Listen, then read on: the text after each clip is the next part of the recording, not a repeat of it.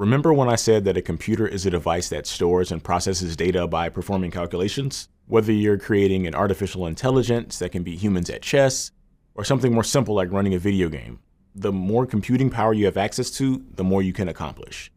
By the end of this lesson, you'll understand what a computer calculates and how. Let's look at this simple math problem. 0 plus 1 equals what? It only takes a moment to come up with the answer 1, but imagine that you needed to do 100 calculations that were this simple.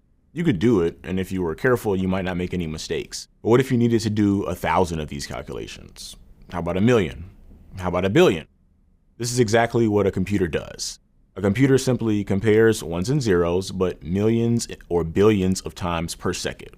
Wowza. The communication that a computer uses is referred to as binary system, also known as base 2 numeral system.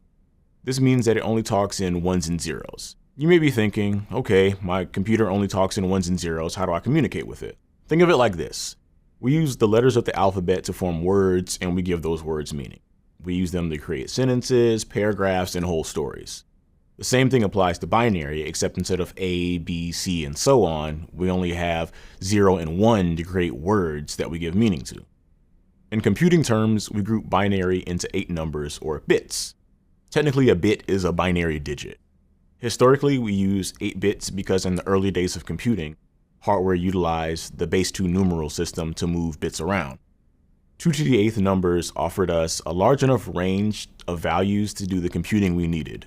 Back then, any number of bits was used, but eventually the grouping of 8 bits became the industry standard that we use today. You should know that a group of 8 bits is referred to as a byte. So a byte of zeros and ones could look like 100111011. Each byte can store 1 character, and we can have 256 possible values thanks to the base 2 system, 2 to the 8th.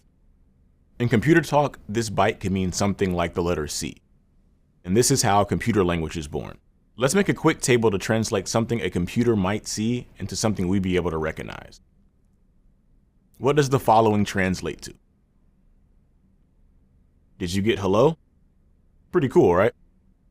By using binary, we can have unlimited communication with our computer.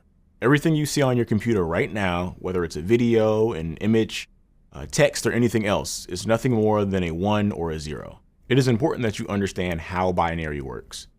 It is the basis for everything else we'll do in this course, so make sure you understand the concept before moving on.